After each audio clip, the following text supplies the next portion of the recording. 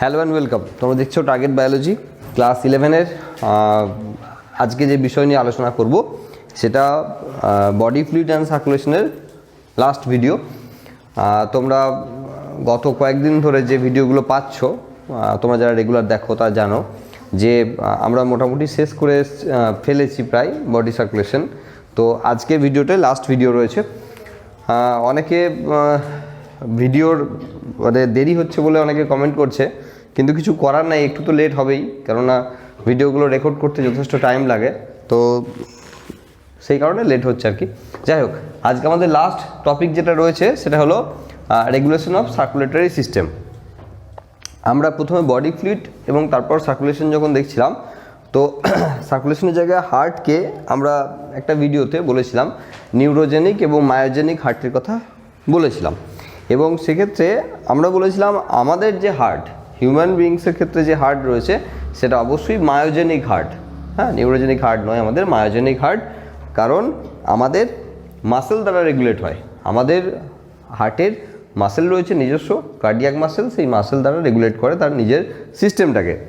তবে এমন ভাবার কোনো দরকার নেই যে তাতে কোনো নার্ভ কন্ট্রোল নেই, এটা ভাবার কোনো কারণ নেই যে আমাদের হার্ট মায়োজেনিক হার্ট বলে হার্টকে এমনিতেই ছাড়া আছে, ও এমনি রেগুলেট করছে, এমন না। সমস্ত সিস্টেমের যেমন ফিজিক্যাল কোঅর্ডিনেশন এবং কেমিক্যাল কোঅর্ডিনেশন আছে, এই সিস্টেমের তো ব্যতিক্রম নয়। এখানেও ফিজিক্যাল কোঅর্ডিনেশন মানে অবশ্যই নার্ভাস রেগুলেশন, এবং কেমিক্যাল কোঅর্ডিনেশন মানে হরমোনাল সিস্টেম দ্বারা রেগুলেশন, দুটো সিস্টেমই কিন্তু এখানেও রয়েছে। তো দেখো, যদি রেগুলেশন আমরা সত্যি করেই পড়তে চাই তাহলে সেক্ষেত্রে তো প্রচুর জিনিসপত্র আছে, কারণ একটা সিস্টেম যেভাবে কাজ করছে, হ্যাঁ, সিস্টেমটা কাজ করা থেকে শুরু করে তাকে টোটাল রেগুলেশন ব্যাপারটাই মেন বিষয়বস্তু। কিন্তু আমাদের সিলেবাসের এগেনস্টে যদি ভাবি, সেটা 11 হোক বা অন্যান্য কম্পিটিটিভ এক্সামের জন্য হোক, সেক্ষেত্রে রেগুলেশন তত ভাইটাল জায়গা নয়। 11-এর ক্ষেত্রে বললে 2 বা 1 নম্বরে কোশ্চেন হিসেবে কখনো কখনো কোনো সিস্টেমের রেগুলেশন দিতে পারে, 2 বা 1, তার বেশি তো একদমই নয়। আর যদি নিটের ক্ষেত্রে আসে সেখানেও একটা কোশ্চেন অবশ্যই আসতে পারে রেগুলেশন দিয়ে। তো এখানে আমরা সার্কুলেটরি সিস্টেম বা মেনলি হার্টের রেগুলেশন যদি দেখি যে কীভাবে রেগুলেট করে হার্ট নিজেকে, সেটা হলো যে আমরা জানি, অলরেডি পড়ে ফেলেছি, সেটা হলো ভেন্ট্রিকেল থেকে, লেফট ভেন্ট্রিকেল থেকে বেরিয়ে যাচ্ছে অ্যাওর্টা, যে অ্যাওর্টা এখানে আঁকা আছে। অ্যাওর্টা যখন একদম হার্ট ছেড়ে বেরিয়ে আসছে তখন একটা আর্চ তৈরি করে, যাকে আমরা অ্যাওর্টিক আর্চ বলি। এই জায়গাটাকে বলা হয় অ্যাওর্টিক আর্চ। তার মানে এই জায়গা দিয়ে পাম্প করার ফলে ব্লাডটা বেরিয়ে আসছে, অ্যাওর্টিক আর্চ হয়ে যাচ্ছে। এবার আর্চটা বিভিন্নভাবে ভাগ হয়েছে, কারণ যেমন করে আমরা দেখেছিলাম যে superior vena CAVA, inferior vena CAVA বা করোনারি সাইনাস, এই সমস্ত জায়গা দিয়ে রক্ত গোটা বডি থেকে কালেক্ট করছে, তেমনি যাওয়ার সময় বিভিন্ন চ্যানেলে যেতে হবে, কারণ নিচের দিককার রক্ত যদি নিম্ন মহাশিরা দিয়ে আসে, উপর দিককার রক্ত যদি ঊর্ধ্ব মহাশিরা দিয়ে আসে, এই যদি ঘটনা ঘটে, তাহলে যখন ধমনী দিয়ে রক্তটা যাবে, মানে অ্যাওর্টা বা মহাধমনী দিয়ে রক্তটা বেরিয়ে যাবে, অবশ্যই সেটা বিভিন্ন বডিতে চ্যানেলাইজড করতে হবে, পাঠাতে হবে। তাহলে অ্যাওর্টা বা মহাধমনী, তাকে এরপর ভাগ হয়ে যেতে হবে দেহের বিভিন্ন জায়গায় রক্ত পৌঁছাবার জন্য। তো এখানে তেমনই রয়েছে, এখানে অ্যাওর্টিক আর্চ থেকে এখানে ক্যারোটিড আর্টারি তৈরি করেছে, যারা অ্যাকচুয়ালি ব্রেনে রক্তটা নিয়ে যাবে আর কি, উপর দিকে বডি উপর সারফেসে রক্তটাকে নিয়ে যাবে। এবার যদি আমরা একটু অ্যাওর্টিক আর্টারির যদি আর একটু উপর দিকে জায়গা যাই, এই জায়গাটা একটা ফোলা অংশ পাওয়া যাবে, দুটোর ক্ষেত্রে একটা ফোলা অংশ পাওয়া যাবে, যার নাম অ্যাকচুয়ালি, যে জায়গাটার নাম অ্যাকচুয়ালি ক্যারোটিড সাইনাস। কেন বলছি অন্যান্য জায়গাগুলোকে বাদ দিয়ে এগুলোকে এখন ধরে আছি, কারণ এই জায়গাগুলো খুব সহজ ব্যাপার, এই জায়গাগুলোই অবশ্যই রেগুলেটরি পয়েন্ট রয়েছে এখানে।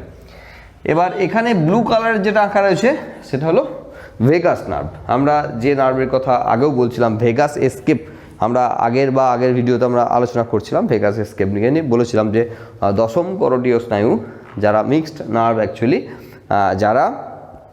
যাদেরকে কন্টিনিউয়াসলি উদ্দীপিত যদি করা হয় তাদেরকে আস্তে আস্তে হার্টের তার যে সংকোচন প্রসারণ ক্ষমতা সেটা আস্তে আস্তে ছেড়ে দেবে, মানে হার্ট আস্তে আস্তে স্টপ হয়ে যাবে। যাই হোক, সেটা বিষয় না। সেটা হলো যে এখানে যে ভেগাস নার্ভ রয়েছে, সেই ভেগাস নার্ভ এর উপর দিকে অংশ ব্রেন আছে, ব্রেনের পোর্শনগুলো আমরা রাখিনি, দরকার পড়েনি। আমরা যখন নার্ভাস সিস্টেম পড়বো তখন ওই জায়গাগুলো নিয়ে অবশ্যই আলোচনা করব। তো এখানে ভেগাস নার্ভ এসে এই জায়গাগুলোতে ঢুকছে, মানে যখন ক্যারোটিড আর্টারি বেরোচ্ছে সেই সমস্ত জায়গাগুলোতে ঢুকছে। এবং মেনলি বলা ভালো যে অ্যাওর্টিক আর্চের যে জায়গা রয়েছে, এই অ্যাওর্টিক আর্চের জায়গাগুলোতে বিভিন্ন ধরনের রিসেপ্টার আছে, ব্যারো রিসেপ্টার বলা হয়। বিভিন্ন ধরনের রিসেপ্টার রয়েছে, যে রিসেপ্টারগুলো এক কথায় বলতে গেলে মিটার, কীরকম প্রেসার মাপার মিটার। ওই জায়গাতে প্রেসারটা মাপতে পারে, বা প্রেসার মাপার মাধ্যমে এটা ক্যালকুলেট করতে পারে যে হার্টের ক্ষেত্রে পালস রেট কত স্পিডে বা কত আস্তে বা কী ভাবে হার্টটা পাম্প করছে। দেখো, যে জায়গা দিয়ে বেরিয়ে যাচ্ছে সেটাই সবচেয়ে ভালো জায়গা দেখে নেওয়ার ক্ষেত্রে বডিতে, যে কোথায় কতটা চাপ থাকবে। তার মানে অ্যাওর্টিক আর্চের মধ্যে অ্যাকচুয়ালি মেপে নেয় যে কতটা চাপ আছে, সেই চাপ এখানে ভেগাস নার্ভ হয়ে চলে যায় ব্রেনে।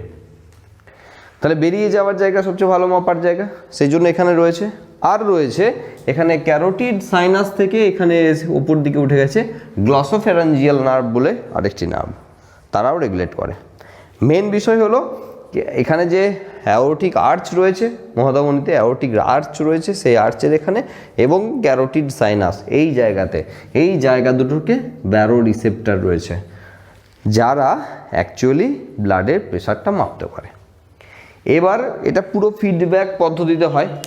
যদি দেখে এখানে প্রেশার বেশি আছে, তাহলে ভেগাস নার্ভকে তখন উত্তেজিত করে দেয়, ফলে সে মেসেজ দেয় যে গোটা সিস্টেমটাকে কন্ট্রোল করে নেওয়ার। কীভাবে কন্ট্রোল? সেটা হলো রক্তর প্রেশার বেশি আছে তো কমিয়ে দেওয়ার জন্য, আর যদি কম থাকে তো উল্টো দিকে ফিডব্যাকে আবার বাড়িয়ে দেওয়ার জন্য। এইভাবে কন্টিনিউয়াসলি আমরা কমিয়ে বা বাড়িয়ে রেগুলেট করে চলেছি। কারণ হার্টের ক্ষেত্রে বিভিন্ন অপশন রয়েছে, যে জায়গাগুলোতে হার্টের ক্ষেত্রে পাম্পিং রেটের ডিফারেন্স হতে পারে, প্রেশারের ডিফারেন্স হতে পারে। সেই প্রেশারটা নর্মাল লোকের ক্ষেত্রে যদি কন্ট্রোলে আনতে হয়, সবসময় এই জায়গাগুলোতেই সেই রিসেপ্টার রয়েছে, যারা এখানে মেজারমেন্ট করে নিতে পারে যে কতটা প্রেশার রয়েছে আপাতত। আর সেই প্রেশার অনুযায়ী যদি বেশি হয় তাহলে ব্রেন থেকে তাকে কমিয়ে দেবে, আর যদি কম হয় তাহলে বাড়িয়ে দেবে। এই সহজ সরল মোটামুটি ভাষায় নার্ভাস রেগুলেশন। আর যদি সেটা হরমোনাল রেগুলেশন হয় বা কেমিক্যাল রেগুলেশন হয়, তাহলে বিষয়বস্তু এরকম যে একই মাপার জায়গা একই। অ্যাওর্টিক আর্চ হলো মেন মাপার জায়গা। কি মাপে? এখানে ভ্যাসো কনস্ট্রিকশন করতে হবে না ভ্যাসো ডায়ালেশন করতে হবে, সেই জায়গাগুলো নিয়ে ভাবনা চিন্তা। আর সেটা অবশ্যই মানে অক্সিজেনেটেড এবং ডিঅক্সিজেনেটেড ব্লাডের উপর ডিপেন্ড করে অনেকাংশে। সেটা হলো এখান থেকে অ্যাওর্টিক আর্চের এখান থেকে টোটাল ব্লাড প্রেশারটা মেপে নিয়ে এখান থেকে এপিনেফ্রিন এবং নন এপিনেফ্রিন দুটো হরমোনের মাধ্যমে মেনলি কন্ট্রোল করে এই ভ্যাসো কনস্ট্রিকশন এবং ভ্যাসো ডায়ালেশন। কনস্ট্রিকশন মানে হলো সবাই জানো রক্তবাহের যে সংকোচন, তাকে ভ্যাসো কনস্ট্রিকশন বলা হয়। রক্তবাহের মানে মেনলি আমরা ধমনির কথা বলছি, আর্টারির কথা বলছি। আর রক্তবাহের প্রসারণকে বলা হয় সেখানে ভ্যাসো ডায়ালেশন।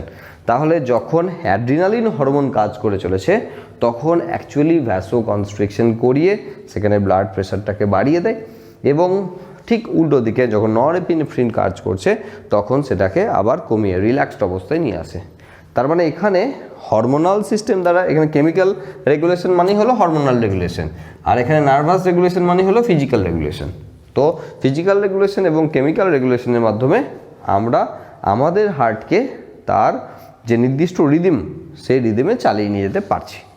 এই মোটামুটি রেগুলেশন। এরপর আমরা কার্ডিওভাস্কুলার সিস্টেমের বিভিন্ন রকমের যে ডিসঅর্ডার রয়েছে, সেই সমস্ত ডিসঅর্ডার বা গোলযোগ নিয়ে আলোচনা করব। আমাদের শরীরে যে সমস্ত প্রবলেম দেখা যায়, তার মধ্যে মেজর পার্সেন্টেজে অসুবিধা কার্ডিওভাস্কুলার সিস্টেমকে নিয়ে হয়। মানে মোটামুটি বয়সকালে একটা কমন সমস্যা, সেটা হলো প্রেশারের সমস্যা। এটা মোটামুটি খুব অ্যাভারেজ, খুব নর্মাল। আর সেই ধরনের রোগের বিষয়বস্তু এখানে দেওয়া আছে। প্রথমেই দেখো অ্যাথেরোস্ক্লেরোসিস এবং আর্টারিওস্ক্লেরোসিস দুটি রোগের কথা এখানে বলা আছে। কীরকম জিনিস সেগুলো আমরা শুনবো। সাপোজ এটা একটি ব্লাড ভেসেল, জেনারেলি আর্টারির কথা বলা হচ্ছে। আর্টারির ভিতর দিকে যে দেওয়াল রয়েছে বা আর্টারির যে দেওয়াল রয়েছে, আমরা আগের ভিডিওগুলোতে পড়েছি tunica externa, tunica media, tunica interna, না টিউনিকা ইন্টারনা যেটা, সেই ইন্টারনাতে এপিথেলিয়াল টিস্যু আছে ভিতর দিকে, আর দাগ কাটছি না, ভিতর দিকে ইন্টারনা আছে, সেখানে এপিথেলিয়াল টিস্যু আছে। এবার রক্তবাহের মধ্যে দিয়ে যখন রক্ত প্রবাহিত হয়, মানে ব্লাড ভেসেলের মধ্যে দিয়ে যখন রক্ত ফ্লো করে, তখন রক্ত জেনারেলি এখানে দাঁড়াবার সুযোগ পায় না যদি না কোনো সমস্যা হয়। তো আমরা বলি যে এখন বয়স কম, রক্তের প্রচুর জোর তেজ, হ্যাঁ, তো সব ঠেলে নিয়ে চলে যাবে। বিষয় তাই কেন তাহলে বয়স বাড়ার সঙ্গে সঙ্গে এই সমস্ত সমস্যায় আমরা জড়িয়ে পড়ি? তার মেন কারণ হলো দুটো, কারণ আরও আছে, মেন কারণ দুটো।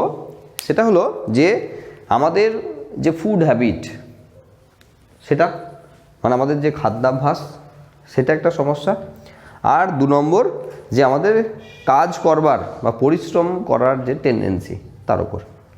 এছাড়াও আরও অনেক আছে, আমাদের প্রচুর টেনশন বা প্যালপিটেশন, যাই বলো না কেন, এই সমস্ত কারণ রয়েছে, সেগুলো নিয়ে আলোচনা হচ্ছে পরে। দেখো, আমরা যে খাবারগুলো খাই, আমরা অলরেডি বায়োমলিকুলস পড়ে ফেলেছি। আমরা জানি আমরা 3 ধরনের খাবারকে মেনলি গ্রহণ করি: কার্বোহাইড্রেট, প্রোটিন এবং ফ্যাট। তার মধ্যে এখানে যত রকমের সমস্যা রয়েছে মেনলি ফ্যাটকে নিয়ে, কার্বোহাইড্রেট প্রোটিনকে নিয়েও আছে। ফ্যাটের মধ্যে যখন বায়োমলিকুলস আমরা পড়েছিলাম তখন দেখেছিলাম সেখানে এইচডিএল আর এলডিএল দুটো ছিল। সেখানে আমরা গুড কোলেস্ট্রল এবং ব্যাড কোলেস্ট্রলের কথা শুনেছিলাম। তো এই যে ফ্যাটের মধ্যে অন্যতম একটি উপাদান কোলেস্টেরল, এবং সেখানে গুড কোলেস্ট্রল এবং ব্যাড কোলেস্ট্রল 2 ধরনের কোলেস্ট্রল রয়েছে। তো নামেই আমরা বুঝতে পারছি যে যারা ব্যাড কোলেস্ট্রল তারা আমাদের খারাপই করে নিশ্চয়ই। গুড কোলেস্ট্রলটা ব্যাড কোলেস্ট্রলদের কমাতে সাহায্য করে। সেটা বায়োমলিকুলস চ্যাপ্টারে খুললে সব ওই ডিটেলস ও সব জায়গায় পেয়ে যাবে।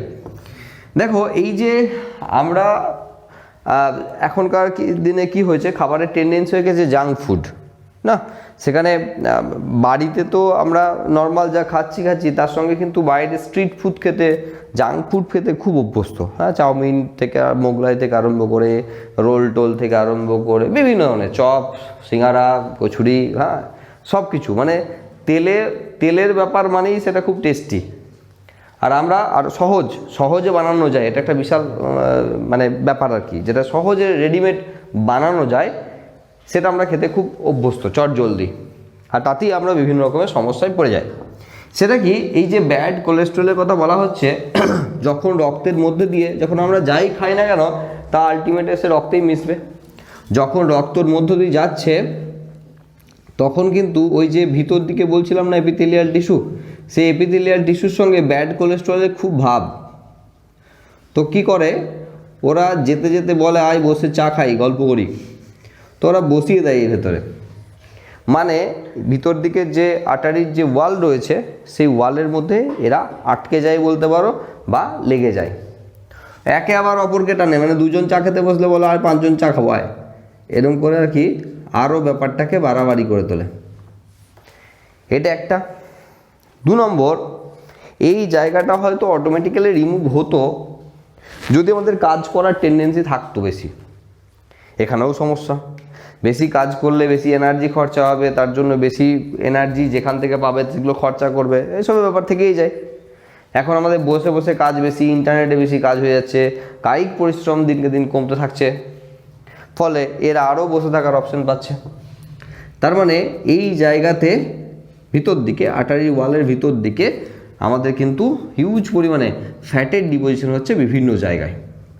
এবার যত বয়স হচ্ছে, এটা 1 দিন 2 দিনের ব্যাপার না, তুমি দীর্ঘদিন ধরে তেল মশলা জাতীয় খাবার দিনকে দিন খেয়েই এসছো, আস্তে আস্তে হয়েছে, একদিনে হয়নি। এবার কি হচ্ছে, আগে রক্ত এতটা জায়গা দিয়ে ফ্লো করতো, আর এখন রক্ত এইটুকু জায়গা দিয়ে ফ্লো করছে। হবে না প্রেশার? হবে। সেই পরিমাণ রক্তই এবার চ্যানেলের, এটা তো এইটুকু দেখালাম, চ্যানেলের বিভিন্ন জায়গাতে এই সমস্ত এবড়ো খেবড়োভাবে হয়েই রয়েছে সমস্ত ঘটনা। তাহলে সেই ব্লাড ভেসেলের মধ্যে দিয়ে রক্ত এখন প্রবাহিত হচ্ছে, সেই পরিমাণ রক্ত, কিন্তু স্পেস লুমেনটা অনেক কম পাচ্ছে, ফলে প্রেশার বাড়বে, যাকে আমরা বলবো হাইপারটেনশন, উচ্চ রক্তচাপ, হাই ব্লাড প্রেশার। তো ডাক্তারবাবু তো আর হাই ব্লাড প্রেশার লিখবে না, ডাক্তারবাবু লিখবে হাইপারটেনশন, এটা মেডিকেল টার্ম, হাইপারটেনশন লিখবেন। তো দেখো এই যে ঘটনাটি ঘটলো, আমরা এতক্ষণ পর্যন্ত কোলেস্টেরল নিয়ে কথা বলছিলাম, যাকে আমরা বলছি অ্যাথেরোস্ক্লেরোসিস।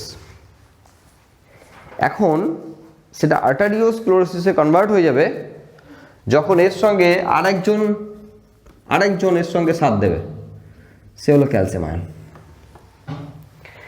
কি হবে, ক্যালসিয়াম যেখানে থাকে সেখানেই শক্ত, দাঁতে আছে দাঁত শক্ত, হাড়ে আছে হাড় শক্ত, তাহলে এখানে কেন ব্যতিক্রম হবে? এদের সঙ্গে যখন ক্যালসিয়ামও ভাব জমাবে তখন আরেকটি ধর্মকে হারিয়ে ফেলবে, সেটা হলো ইলাস্টিসিটি নেচার। আর্টারি আরেকটি ধর্মকে হারিয়ে ফেলবে, সেটা হলো ইলাস্টিসিটি নেচার। এই যে কম বাড়া হওয়ার, মানে কমানো বাড়ানো, এই যে ভ্যাসো কনস্ট্রিকশন ডায়ালাইসিস, রক্তবাহ সংকুচিত হওয়া প্রসারিত হওয়া, এই যেটা করতো সেটাকে হারিয়ে ফেলবে, ফলে আরও সমস্যায় পড়বে। তার মানে আর্টারিয়াল যে ওয়াল, সেই ওয়াল কিন্তু তখন শক্ত হয়ে গেছে, তো লুমেন তো এখানে ফিক্সড হয়ে যাচ্ছে, পার্মানেন্ট ফিক্সড হয়ে, মানে পার্মানেন্টলি এরকম করে ফিক্সড হয়ে যাচ্ছে, তাহলে আর বাড়া কমা করার ঘটনাটাও চলে যাচ্ছে।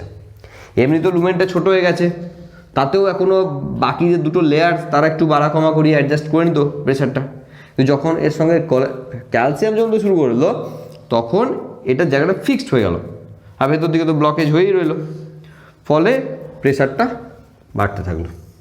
তার মানে হাইপারটেনশন বা উচ্চ রক্তচাপ মানে আমরা ভেবেই নিতে পারি আর্টারিওস্ক্লেরোসিস বা অ্যাথেরোস্ক্লেরোসিস নামক এরকম কোনো একটি প্রবলেমে আপাতত শুরু হয়েছে, যার প্রথম হাইপারটেনশন দেখা যাচ্ছে। এবার দেখো এর সঙ্গে সঙ্গে কি ঘটনাগুলো ঘটতে শুরু করে।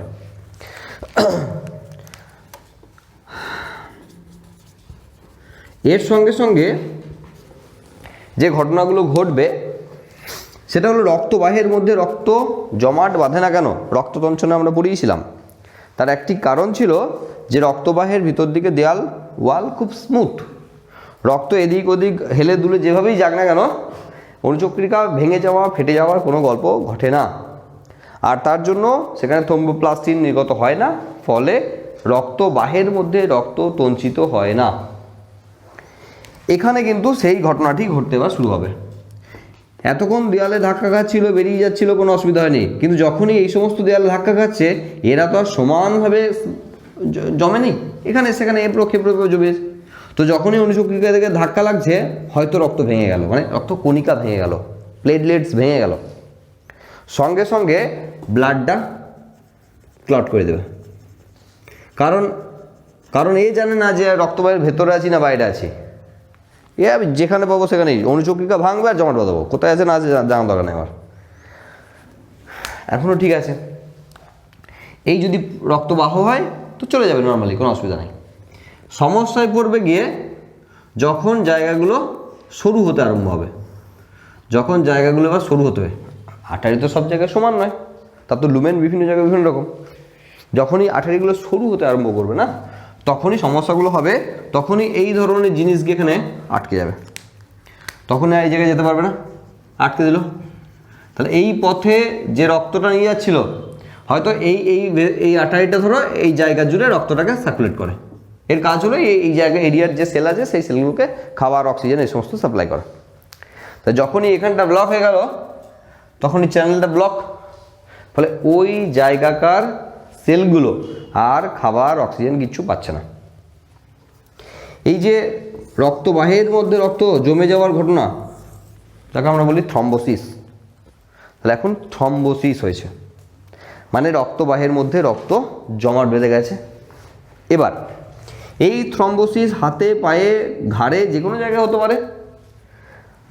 হাতে হয়েছে, ধরো হাত ঝিনঝিন করছে, আমরা সকলেই কম বেশি জানি যে বাসে অনেকক্ষণ বসে আছি তো পাগুলো ঝিনঝিন করছে, ঝিনঝিন ব্যাপার নিশ্চয়ই বোঝো তো। পা তারপরে বাস হয়তো 2 ঘন্টা চলার পর দাঁড়িয়েছে কোনো জায়গায় চা খাওয়ার জন্য, পায়ে মানে মাটিতে ঠেকা থেকে দিচ্ছে, ঠেকাতেই পারছি না, আমার কারেন্ট লাগার মতো লেগে যাচ্ছে, অনেকক্ষণ ধরে আস্তে আস্তে ধাতস্থ হয়, তারপরে আমরা হাঁটাচলা করতে পারি। অ্যাকচুয়ালি কী হয়েছে, হাঁটুটা যখন ভাঁজ করেছি, এটা হাঁটু দিয়ে বোঝাচ্ছি, হাঁটু যখন ভাঁজ করেছি তখন এই সাইডের না যে ব্লাড ভেসেলগুলো ছিল না, তারা তো সিটের ওই কোণটাতে চাপা ছিল, মানে চাপ পড়েছিল, যে সার্কুলেশনটা বন্ধ হয়ে গেছিলো নিচের দিকে, মানে হাঁটু থেকে নিচের দিকে ব্লাড সার্কুলেশন বন্ধ হয়ে গেছিলো। তো ওই জায়গার সেলগুলো দীর্ঘক্ষণ ধরে খাবার অক্সিজেন পায়নি, তো ওরা তো অবশ হয়ে গেছে এবার। তো যখনই এবার মাটিতে পা ফেলতে যাচ্ছি, ওরা তো আর সেই সেন্স নিতে পারছে না, কারণ ওরা তো এখন মোটামুটি অবশ হয়ে বসে আছে, একটু টাইম লাগবে। আবার এখানে যেহেতু বাস থেকে নেমে গেছি, তাহলে এই জায়গা প্রেশারগুলো সব ছেড়ে দিয়েছে, এবার আস্তে আস্তে ব্লাড সার্কুলেট হবে, সার্কুলেট হতে হতে আস্তে আস্তে অ্যাডজাস্ট করে নেবে। তো আমরা অনেকেই করি এরকম চিমটি কাঠি দিয়ে আস্তে আস্তে আরও সেন্স ফেরাবার চেষ্টা করি, হ্যাঁ এগুলো হয়, তাড়াতাড়ি হবে, নার্ভাস সিস্টেম আরও তাড়াতাড়ি কাজ করতে শুরু করবে, তাড়াতাড়ি ব্লাড সার্কুলেশন শুরু হয়ে যাবে। এটা যেমন হয়, তা আমরা বলার চেষ্টা করছি যে হাতে পায়ে গায়ে যে কোনো জায়গাতে কিন্তু এরকম আটকে যেতে পারে, আর সেই জায়গাতে ব্লাড সার্কুলেট না হলে ওই রকম ঝিনঝিন করা ব্যাপার হতে পারে। সেটা এমন নয় যে কোথাও চাপা পড়েছে শুধু তা না, ভিতরেও কিছু সমস্যা হতে পারে, তার জন্য হাতটা হয়তো ঝিনঝিন করে মাঝে মাঝে, বা হয় এটা পার্মানেন্টলি হচ্ছে কয়েকদিন ধরে। তো হাতে পায়ে তো ছেড়েই দিলাম, সেটাও নয় মেনে নিলাম, কিন্তু যদি সেটা হার্টে হয় কিংবা মাথায় হয়, তখন কোনো ক্ষমা নাই। বলছি এই থ্রম্বোসিস বডির যে কোনো জায়গায় হতে পারে, সেখানে হাতে ঝিনঝিন করছে, পা ঝিনঝিন করছে, পাতা দিলাম না, ঠিক আছে, কোনো অসুবিধা নাই। কিন্তু এটা যখন হার্টের ক্ষেত্রে হচ্ছে, হার্টের নিজের ক্ষেত্রেই হচ্ছে, কিংবা যদি এটা ব্রেনের ক্ষেত্রে হয়, তখন কিন্তু কোনো ক্ষমা নাই। কারণ এই দুটো জায়গায় যদি ব্লাড সাপ্লাই না হয়, তাহলে সেলগুলো দ্রুততার সঙ্গে মারা যাবে। হার্টের সেল সবচেয়ে কম তাড়াতাড়ি অক্সিজেনের অভাবে মরে যায়, এবং ব্রেনের সেল তো নার্ভ সেল, সে আবার মরে গেলে আর ফিরে আসে না, কারণ নার্ভ সেল ডিভাইড হয় না, আমরা জানি। তার মানে এখানে হার্টের ক্ষেত্রে যদি হয়, তখন তাকে আমরা করোনারি থ্রম্বোসিস বলবো। এবার ব্রেনের ক্ষেত্রে আমরা তাকে সেরিব্রাল অ্যাটাক বলি, ব্রেনের ক্ষেত্রে তখন তাকে আমরা সেরিব্রাল অ্যাটাক বলবো। তার মানে তখন গিয়ে কী হবে, যখন চ্যানেলগুলোতে ব্লাড পৌঁছাবে না, আমরা জানি যে আমাদের ডান সাইড, ব্রেনের ডান সাইডটা বাঁ সাইডকে কন্ট্রোল করে এবং বাঁ সাইডটা ডান সাইডটাকে কন্ট্রোল করে। তো ব্রেনের এরকম যে কোনো জায়গায় যখন এরকমের ঘটনা ঘটবে, ঠিক যে জায়গা জুড়ে ব্রেনের সেলগুলো খাবার পাবে না, যে জায়গাটা নষ্ট হবে, যে পয়েন্ট নষ্ট হবে বডির, সেই কাজগুলো বন্ধ হয়ে যাবে। সেখানে যদি দেখা যায় যে ব্রেনের মোটামুটি বাঁ দিকের অনেকটা জায়গা জুড়ে একসঙ্গে অ্যাটাক হয়েছে, এরকম সেরিব্রাল অ্যাটাক, ডান দিকটা প্যারালাইজড হয়ে যাবে। ডান দিকের ব্রেনের পোর্শন যদি হয়, তাহলে বাঁ দিকটা প্যারালাইজড হয়ে যাবে। এই ধরনের ঘটনাগুলো ঘটবে এর পরে পরে। তার মানে হাইপার টেনশন থেকে গল্পটা শুরু হলো, এরপর অনেক কিছু হবে। তার মানে হাইপার টেনশন হওয়ার সঙ্গে সঙ্গে বাকি সমস্ত প্রবলেমগুলো শুরু হচ্ছে। এবার দেখো, তো আমরা বললাম, এবার ব্রেনের ক্ষেত্রে যদি অনেকে ভাবতে পারে যে সেরিব্রাল অ্যাটাক কেন বলছি, মানে সেরিব্রাম তো গুরু মস্তিষ্কের নাম, তাহলে ব্রেনের তো আরও অন্যান্য পোর্শন রয়েছে স্যার, সেগুলো কি হয় না? হ্যাঁ, সেগুলো তো হতে পারে, তবে মানে চান্স কম রয়েছে, কেননা মেডলা বা যদি পন্সের কথা বলি, সেইগুলো চ্যানেলগুলো অনেক বড় আছে, ব্রেন স্টেম সেই জায়গাগুলোতে উঠছে, তুলনামূলক মোটা আছে ধমনী, যখন আরও উপর দিকে উঠে যখন গুরু মস্তিষ্কে ভাগ হচ্ছে, তখন সেগুলো যত সূক্ষ্ম হবে তত আটকে যাওয়ার সম্ভাবনা বেশি থাকবে। এবার কি হচ্ছে, এবার দেখো এই জায়গাগুলো কি রিমুভ করার অপশান নেই? অবশ্যই আছে, সেগুলো নিয়ে বলে নিয়ে আমি তারপরে পরবর্তী অংশগুলো আসবো। সেটা হলো এই যে ব্লকেজগুলো আছে, সেই ব্লকেজগুলোকে রিমুভ করা যায়। দেখো এখানে একটা টার্ম আমরা এখানে লিখিয়ে রেখেছি, হার্ট ব্লক। হার্ট ব্লক মানে গোটা হার্ট ব্লক আছে এমন না, হার্টের ক্ষেত্রে যে সমস্ত আর্টারিওল প্রবেশ করেছে গোটা হার্টকে ঘিরে, ধমনী গিয়ে তারপর ধমনিকা হয়েছে, যে সমস্ত ঘোরাঘুরি করছে, তারা হার্টের ক্ষেত্রে অক্সিজেন এবং খাবার সাপ্লাই করে। হার্টের ক্ষেত্রে, ব্রেনের ক্ষেত্রে মেনলি গ্লুকোজকে নেয় আর অক্সিজেনকে নেয়, যেগুলো খুব তাড়াতাড়ি ভাঙতে পারবে সেরকম জিনিস নেয়, কারণ এদের প্রচুর কাজ, এদের বসে বসে ভাঙার সময় নয়। এটা পেশি কোষ নয়, যকৃৎ কোষ নয় যে বসে বসে ভাঙবো, ঠিক আছে যা দিবি দে, আস্তে আস্তে বসে বসে ভাঙি, এরকম না, এদের ইমিডিয়েট করতে হবে, হার্ট কখনো বন্ধ হবে না। তাহলে হার্টের সেলগুলোর মাইটোকন্ড্রিয়া কিন্তু সবসময় কাজ করবে তাড়াতাড়ি, তো রেডিমেড যেটা তাড়াতাড়ি ভাঙতে পারবো সেরকম জিনিসই পছন্দ করবে। ব্রেনের নিউরন, তারাও, ব্রেন তো কখনো বন্ধ হয়ে গেলে হবে না, তো তাকেও সেই জন্য তারা মেনলি গ্লুকোজকে পছন্দ করে ভাঙার জন্য। এবার যখন এই যে যখন এই ধরনের সমস্যা হবে আর কি, যখন হার্টের ক্ষেত্রে যে সমস্ত আর্টারিওল আছে তারা যখন ব্লাড পাবে না সেক্ষেত্রে সেই চ্যানেলের যে ব্লক সেগুলোকে আমরা হার্ট ব্লক বলবো। মানে হার্টের ক্ষেত্রে যে আর্টারিওল রয়েছে তাদের যে ব্লকেজ রয়েছে সেই জায়গাগুলো বলবো। এবং এখানে আরেকটি টার্ম এখানে আমরা পাচ্ছি অ্যাঞ্জিনা পেক্টোরিস। এটা খুব কমন টার্ম, যাদের হাইপারটেনশন আছে তাদের অ্যাঞ্জিনা পেক্টোরিস একটি কমন সমস্যা। এটা একটা সিমটমস বলতে পারো। সেটা কি, বুকের বাঁ দিকে চিনচিন করে ব্যথার টাইপ বুঝতে হবে, চিনচিন করে ব্যথা করবে আস্তে আস্তে। তার মানে হঠাৎ করে তো বুকের এখন বোঝার ব্যাপার আছে, বুকের পোর্শনে এই দিকগুলো যদি ব্যথা পড়ে সেগুলো মেনলি গ্যাসের প্রবলেম, কারণ এর নিচে আছে স্টমাক। তো আমরা যখন ডাইজেস্টিভ সিস্টেম পড়িয়েছি তখন বলেছি যে স্টমাকে যখন প্রচুর পরিমাণে গ্যাস পাম্প করে তখন ওপর দিকে ঠেলা মারে আর কি, আর হার্টকে পাম্প করতে বাধা দেয়, ফলে সেখানে ব্যথা করতে পারে। তো এগুলো গ্যাসের ব্যথা, এগুলো আলাদা। এই মাঝের এইখানে ব্যথা আলাদা। বাঁ দিক চেপে একদম যদি হার্টের পজিশনে যদি চিনচিন করে ব্যথা করে তাকে বলা হয় অ্যাঞ্জিনা পেক্টোরিস। কি মেসেজ দিচ্ছে? হার্টে অক্সিজেন সাফিসিয়েন্ট পৌঁছাচ্ছে না, হার্টকে জানান দিচ্ছে প্রথম এখনই কিছু হবে না, হবে পরে। এখন সবেমাত্র সে জানান দিচ্ছে যে হার্ট কিন্তু তার সাফিসিয়েন্ট লেভেলে অক্সিজেনকে পাচ্ছে না। তা তুমি ব্যবস্থা করো যা হোক কিছু। তাহলে এই যখন অ্যাঞ্জিনা পেক্টোরিস হচ্ছে, আমরা হয়তো এরকম করে জোরে জোরে শ্বাস নিলাম, বেশ কয়েকবার ফাঁকা জায়গায় গিয়ে বেশ ভালো মতো করে 5 মিনিট 10 মিনিট ধরে শ্বাস নিলাম, আস্তে আস্তে অ্যাঞ্জিনা পেক্টোরিস পালিয়ে গেল। কিন্তু এটা সমাধান না, তার কারণ এটা জানান দিচ্ছে যে সমস্যা আছে। আর সেই জন্য তার মানে তোমার ফুড হ্যাবিট, তোমার পার ডে যে হ্যাবিট সেগুলোকে চেঞ্জ করার সময় চলে এসছে, নাহলে এই সমস্যা আরও অনেক বাড়বে আস্তে আস্তে। তাহলে প্রথম সমস্যা আমরা হাইপার টেনশন দিয়ে শুরু করেছি, পরে কিন্তু এই সবগুলো আসবে পরে। কীরকম? তাহলে অ্যাঞ্জিনা পেক্টোরিস শুনলাম, বুকের বাঁ দিকে চিনচিন করে ব্যথা, হার্ট ব্লক শুনলাম। এরপর দেখো এই যে ব্লকেজ হয়েছে, তাহলে এই ব্লকেজগুলো অন্যান্য জায়গায় না ছাড়ালেও চলে যায়, টুকটাক যন্ত্রণা ব্যথা সারা জীবন সঙ্গে নিয়ে যাওয়া যায়, কিন্তু হার্টের ক্ষেত্রে এই সমস্ত বললাম কোনো মার্সি নেই। তাহলে সেক্ষেত্রে কি করা হয়? সেক্ষেত্রে এই ব্লকেজগুলোকে ছাড়াবার ব্যবস্থা করা হয়, অনেক সময় ছাড়াবার ব্যবস্থা করা হয়, সমস্ত ব্যবস্থা আছে। এই ছাড়াবার ব্যবস্থাগুলো কীরকম? সেটা হলো অ্যাঞ্জিওপ্লাস্টির নাম শুনেছো তোমরা, অ্যাঞ্জিওপ্লাস্টি অ্যাঞ্জিওগ্রামের নাম শুনেছো, হার্টের ক্ষেত্রে করানো হয়। যদি এই চ্যানেলগুলো কোনো ব্লক হয়ে যায় তাহলে পায়ের মধ্যে দিয়ে, পায়ের যে আর্টারি আছে সেই আর্টারি দিয়ে ফুটো করে সেখান থেকে চ্যানেল করে তার সামনে ক্যামেরা লাগিয়ে নিয়ে এসে সেটাকে হার্ট পর্যন্ত নিয়ে এসে সেটাকে সেই চ্যানেল পর্যন্ত নিয়ে যাওয়া হয় যেখানে ব্লক আছে, ব্লকগুলোকে ছাড়ানোর ব্যবস্থা করা হয়। দেখো ওপেন হার্ট সার্জারি নাম শুনবে, যখন কেটে কুটে যখন একদম ওপেন করে যখন সার্জারি হয়, কিন্তু সবসময় ওপেন হার্ট সার্জারি করা হয় না, ওগুলো তো ক্রিটিক্যাল ব্যাপার স্যাপারে। এগুলো অ্যাঞ্জিওপ্লাস্টি অ্যাঞ্জিওগ্রাম এই সমস্তর মধ্যে দিয়ে যাওয়া হয়, যেগুলো নর্মাল, যেগুলো মানে আর কি হার্টের পেশেন্ট। নর্মাল বলতে এমন নয় যে নর্মাল বলতে সে ভালো আছে এমন না, কিন্তু যদি এরকম চ্যানেলের কোনো কিছু করতে হয় তখন মেনলি সেগুলো অ্যাঞ্জিওপ্লাস্টি এসবের মাধ্যমেই যাওয়া হয়।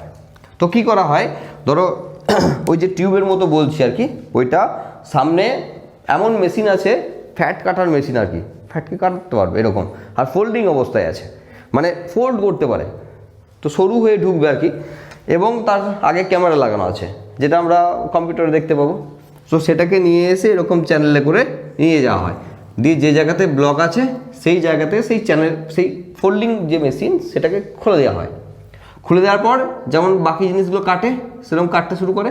তার আগে এই ফোল্ডিংয়ের সিস্টেম আছে, এ নিয়ে গিয়ে প্রথমেই একটা মেন জায়গায় একদম কালেক্ট করে নেবে। প্রথমে একটা মেশিনের একটা পার্ট আগে গিয়ে জায়গাটাকে ব্লক করে পুরো জায়গাটাকে ব্লক করে দেয়। এরপর পিছনকার অংশটা কাটতে শুরু করে, কারণ কেটে দিলে টুকরো টুকরো হলে এই পথে পালিয়ে যাবে, দিয়ে আবার তারপরে গিয়ে কোথাও আটকে যাবে, আরও মেজর সমস্যায় পড়ে যাবে, সেগুলো ছাড়ানো মুশকিল হয়ে যাবে।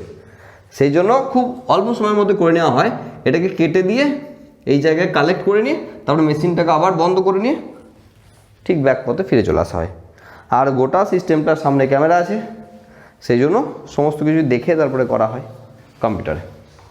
তাহলে এগুলো করা হয়, তার মাধ্যমে ছাড়িয়ে নেওয়া যেতে পারে। সবসময় এই ধরনের ফেসিলিটি থাকে না, এমন অনেক জায়গা থাকবে যেখানে ব্লকেজ ছাড়ানো সম্ভব নয়, ছাড়াতে গেলে বেশি বিপদ হতে পারে, তখন সেখানে আমাদের অন্য রাস্তা দেখতে হয়, সেটা হলো বাইপাস। বাইপাস সার্জারি যেতে হয়, ওই দিকে যাবে না, ওই রাস্তা বন্ধ হয়ে গেছে, তাহলে অন্য রাস্তা দিয়ে চ্যানেলাইজড করে দিতে হবে। তাহলে এখানে বাইপাস সার্জারির নাম শুনেছো, এই রাস্তাটাকে কেটে দিয়ে এখানকার সঙ্গে আর্টারি অন্য পথে জুড়ে দিতে হবে, সেই রাস্তা দিয়ে জুড়তে হবে, সেই রাস্তাকে ছেড়ে দিয়ে, ওর রাস্তায় রক্ত যাবে না, ওর আশা ত্যাগ করে দিয়ে আলাদা করে একটা চ্যানেল এখানে বার করে দেওয়া হলো, বাইপাস সার্জারি হয়ে গেল। এই সমস্ত ঘটনা করা হয়। এগুলো খুব ছোটো, মানে একদম সহজ ভাষায় বলতে গেলে এভাবে বোঝাতে হবে আমাকে। তো এইগুলো করা হয়। এবার দেখো এর সঙ্গে সঙ্গে রয়েছে হার্ট অ্যাটাক, রয়েছে হার্ট ফেল রয়েছে। হার্ট অ্যাটাক, এবার একটা ব্যাপার আছে, এই যে হার্ট ব্লক আছে, সেই ব্লকগুলো আবার বিভিন্ন এরিয়াতে হতে পারে। হ্যাঁ, সেখানে বান্ডিল ব্লক হতে পারে, এইচএ ব্লক হতে পারে, বিভিন্ন ব্লকেজ আসতে পারে। হ্যাঁ, এই ব্লকের ব্যাপারগুলো আবার বিভিন্ন কোন জায়গাকার ব্লক হয়েছে, কোন জায়গাগুলো বেশি ইম্পর্টেন্ট, কোন জায়গায় ব্লক হয়ে গেলে ছাড়ানো যাবে না, এই সমস্ত নিয়ে আরও অনেক টার্মিনোলজি আছে, আমাদের সিলেবাসে দরকার নেই অত। এখানে আরেকটি সমস্যা রয়েছে, এটাকে আগে বলে নিই, তারপরে এই বাকি দুটোকে বলছি।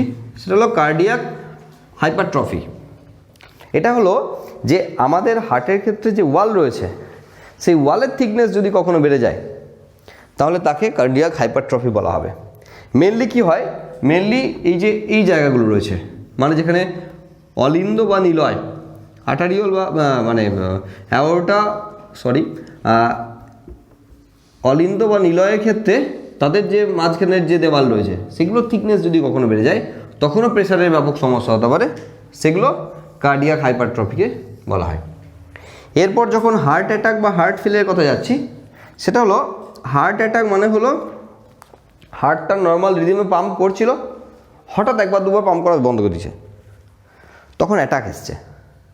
তার মানে হার্টটা রেগুলার বেসিসে একদম সিস্টেমেটিক ওয়েতে পাম্প করছিল, কোনো কারণে কোনো ব্লকেজের জন্য, মানে হার্ট ব্লক বা কোনো কারণের জন্য কোনো একটা পার্টিকুলার টাইমে রক্ত এসে পৌঁছায় না হার্টের মধ্যে, মানে হার্টের মধ্যে, হার্টের ভিতরে রক্ত আসছে সেটা নিয়ে কথা বলা হচ্ছে না, কিন্তু এখন যা বলা হচ্ছে সব বাইরে, হার্টের নিজের রক্ত দরকার, সেই রক্তের কথা বলা হচ্ছে। তাহলে হার্টের যে ওয়ালগুলো আছে, মানে মেনলি মায়োকার্ডিয়াল যে রয়েছে আর কি, যেখানে কার্ডিয়াক টিস্যু রয়েছে, সেই টিস্যুতে ব্লাড গিয়ে পৌঁছায়নি, সেই জন্য তারা পাম্প করার শক্তি পায়নি, পাম্প করে নাই, দুবার হয়তো পাম্প করে নাই। আর সেই একবার দুবারও পাম্প করা ছেড়ে দিলেও কিন্তু গোটা বাড়ি দেয়, ব্লাড সার্কুলেশন বন্ধ হয়ে যাবে। আর তখন আমরা বলবো যে হার্ট অ্যাটাক এসছে। এবার সেটা চান্স দেয়, একবার দেয়, দুবার দেয়, তিনবার দেয়। আমরা শুনেছি যে একবার অ্যাটাক হয়ে গেছে, ঠিক আছে, তাকে একটু সামলে রাখতে হবে, তাকে আর বেশি টেনশন দেওয়া যাবে না, ভারী কাজ তাকে বলা যাবে না, মানে টেনশনের কাজ তাকে আর বলা যাবে না, কেউ মারা গেছে হট করে তাকে শুনিয়ে লাভ নাই, এই সমস্ত কথা আমরা বলি। কারণ একবার অ্যাটাক হয়ে গেলে পরের অ্যাটাকটা হওয়ার চান্স আরও বেশি থাকে, আরেকটা অ্যাটাক হয়ে গেলে তারপরেরটা চান্স আরও বেড়ে যায়, আর তিনবারের পর আর যেতে হয় না, জেনারেলি মারা যায়। ফেল মানে তো ফেল, বলার কি আছে, ফেল মানে ফেল, জবাব দিয়ে দিয়েছে। তাহলে হার্ট যখন পাম্প করতে করতে একবার দুবার ছেড়ে দিচ্ছিল তখন অ্যাটাক হয়ে থেমেছিল, এরপর যখন সে পাম্প করা একবারই ছেড়ে দিল তখন সেটা হার্ট ফেল হয়ে গেল। বলছে হার্ট ফেল করে মারা গেছে, তার মানে হার্টটা কাজ করছে না তখন আর। ওকে, তাহলে এই টার্মগুলো রয়েছে, পাশাপাশি আরও অনেক টার্ম রয়েছে। এবার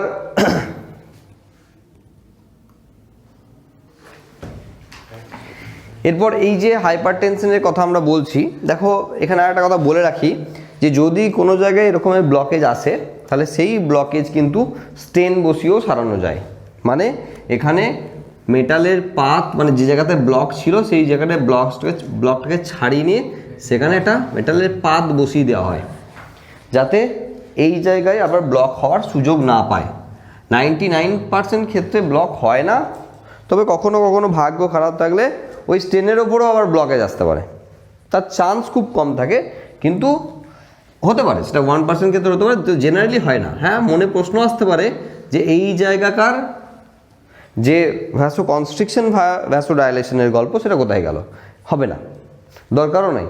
তার কারণ এইটুকু জায়গায় কিছু এসে যায় না, যেটুকু জায়গায় ব্লক হয়েছিল ওইটুকু জায়গায় ছাড়িয়ে দিয়ে যদি বসিয়ে দেওয়া হয়, ওইটুকু জায়গায় প্রেশারের ওপর খুব বেশি প্রেশারের কিছু ডিফারেন্স হবে না, সেই জন্য ওগুলো না ভাবলেও চলে।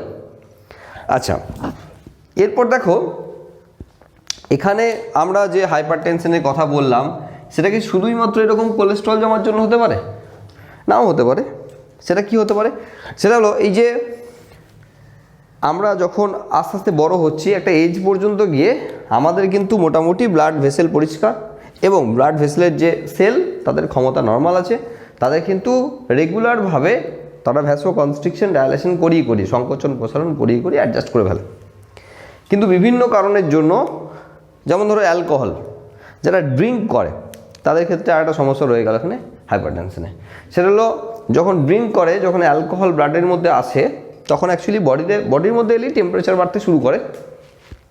করোনার ওয়েদারে নিশ্চয়ই একটু টুকটাক শুনে থাকবে যে করোনার জন্য গরম চা, গরম জিনিসপত্র, লিকুইড, তার সঙ্গে একটু অ্যালকোহল যদি কেউ খায় আর কি, তাহলে সেক্ষেত্রে করোনা কেন, যে কোনো ভাইরাস বা এরা ঢোকার একটু সুযোগ কম পায়।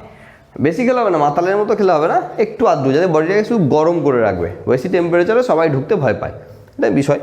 তো যাই হোক, এখানে যখন আমাদের বডির মধ্যে অ্যালকোহল আসে তখন আমাদের টেম্পারেচার বেড়ে যায়।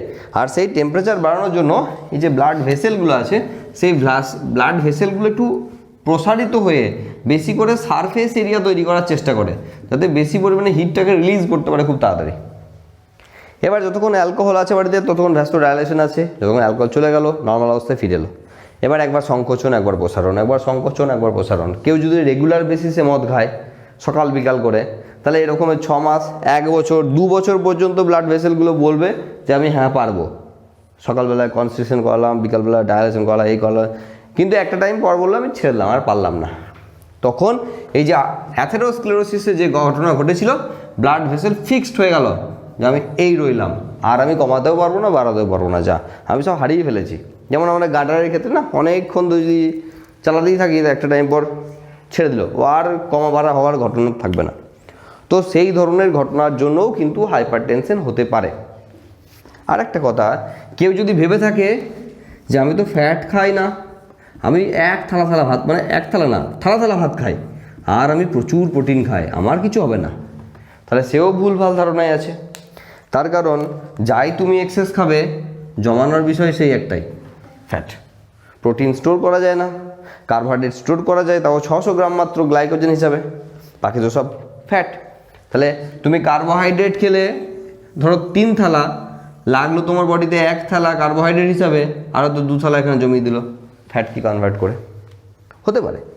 তার মানে শুধু ভাত খেয়েও সেক্ষেত্রে এই ধরনের ঘটনা ঘটতে পারে। হ্যাঁ, তবে যেটা খাচ্ছি সেটা জমাই যদি হয়, তাহলে সেটা খেতেও বেশি হয় না সম্ভাবনা, এই ব্যাপারগুলো রয়েছে। তবে হাইপারটেনশনের মেন কারণ হিসাবে আমরা ওবেসিটির জায়গায় যেতে পারি, ওবেসিটি বা স্থূলতা, সেই জায়গা থেকে হাইপারটেনশনের মেন ঘটনা ঘটার সম্ভাবনা রয়েছে। এর সঙ্গে সঙ্গে আরেকটা বিষয় রয়েছে, সেটা হলো সায়ানোসিস বা ব্লু বেবি সিনড্রোম। এখানে আরেকটি ইম্পর্টেন্ট টার্ম পরীক্ষার জন্য থাকে, সায়ানোসিস বা ব্লু বেবি সিনড্রোম কি। খুব সংক্ষেপে বলতে গেলে, যদি অক্সিজেনেটেড ব্লাড আর ডিঅক্সিজেনেটেড ব্লাড একসঙ্গে হয়ে যায়, যদি মিশে যায়, তখন সায়ানোসিস বা ব্লু বেবি সিনড্রোম হয়। সেটা যে কোনো কারণের জন্য হতে পারে। যেমন পাখিদের আগে পর্যন্ত বিভিন্ন প্রাণীরা যেমন অক্সিজেনযুক্ত রক্তকে এবং মানে কার্বন ডাইঅক্সাইডযুক্ত রক্তকে ডিফারেন্সিয়েট করতে পারে না, আলাদা করতে পারে না সবসময় প্রপারলি, তেমন যদি মানুষের ক্ষেত্রে হয় তখন তাকে ব্লু বেবি বেবি কেন, তার মানে মেনলি বাচ্চাদের রোগ। এই রোগে ভুগলে খুব একটা বড় বয়স পর্যন্ত যেতে হয় না, তারা কি মারা যাওয়ার সম্ভাবনা থাকে, সেই জন্য ব্লু বেবি সিনড্রোমই রয়েছে মেনলি।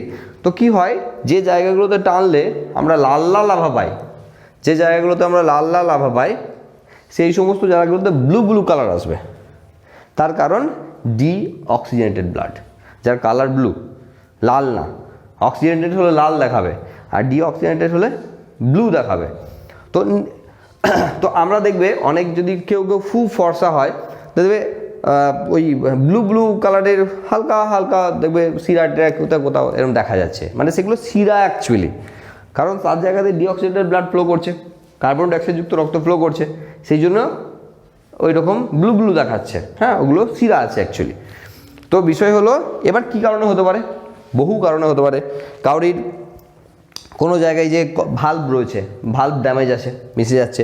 কোথাও এই যে দুটো দেওয়ালের মধ্যে পার্থক্য আছে, সেখানে লিক আছে, মিশে যাচ্ছে। কোথাও কোনো আর্টারিতে লিকেজ আছে, সেখানে গিয়ে মিশে যাচ্ছে। যে কোনো জায়গায় হতে পারে, মানে যে কোনো জায়গায় অক্সিজেনযুক্ত রক্ত এবং কার্বন ডাইঅক্সাইডযুক্ত রক্ত যদি মিশে যায়, তাহলে সেক্ষেত্রে ব্লু বেবি সিনড্রোম হতে পারে। তবে আরও অনেক কারণ রয়েছে। যদি কার্বন মনোঅক্সাইডের পলিউশনের জন্য হতে পারে, সেখানে সালফার ডাইঅক্সাইডের পলিউশনের জন্য হতে পারে, এই রকমের কিছু পলিউশনের জন্যও কিন্তু ব্লু বেবি সিনড্রোম হতে পারে। তো এই মোটামুটি আমাদের কার্ডিওভাস্কুলার ডিজিজ যেগুলো রয়েছে খুব সংক্ষেপে সেগুলো আলোচনা করা হলো। আশা করি বুঝতে পেরেছো। যদি কোনো ডাউট থাকে তাহলে অবশ্যই কমেন্ট বক্সে কমেন্ট করে জানাও। আর তোমাদের ভিডিও খুঁজে পেতে অসুবিধা হলে অবশ্যই কমেন্ট বক্সে জানিও। চ্যানেলে মেম্বারশিপ নিতে পারো, কিছু বইয়ের লিঙ্ক ডেসক্রিপশন বক্সে দেওয়া আছে। তোমরা অনেকেই জানতে চাইছিলে, তো আমি অনেক ভিডিওতে দিয়ে দিয়েছি, এখনও 2-4টা ভিডিওতে দিচ্ছি, এরপর আর দেবো না। তো সেগুলো ওখান থেকে লিঙ্ক থেকে দেখে নিতে পারো। তো এই মোটামুটি বিষয়বস্তু। নেক্সট দিন আমরা এক্সক্রিটরি সিস্টেম বা রেচনতন্ত্র নিয়ে আলোচনা করব। ততক্ষণ পর্যন্ত ভালো থেকো।